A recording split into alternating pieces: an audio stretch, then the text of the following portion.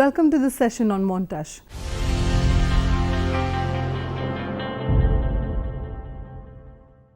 The term montage has its origin from the French word monter, which means to assemble or putting together.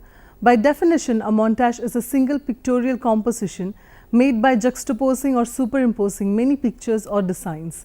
In filmmaking, a montage is an editing technique where shots are juxtaposed in an often fast-paced manner that compresses time and conveys a lot of information in a relatively short period. A short tour through the history of the very first movies will show that editing was one of the techniques that came later. The early movies were composed of single shot movies of uncut and unedited footages. Once editing was discovered, it very soon emerged as a technology that radically changed not only the processes of storytelling in cinema, but also the very experience of watching movies. The idea of editing has its antecedents in flashbacks that existed in novels and scene changes that were already a part of theatre. But the pioneering filmmakers were circumspect about joining shots together because they assumed that such splicing together of different shots of different things from different positions may confuse audiences by disrupting the sense of time and space. The early cuts by filmmakers like George Méliès were surprisingly made in the camera itself.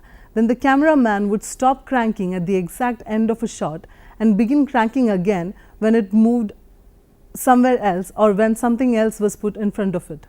Later filmmakers discovered that editing shots into a sequence facilitated them to tell complex stories. The earliest instances of editing in films can be seen in films like Rescued by Rover and The Great Train Robbery.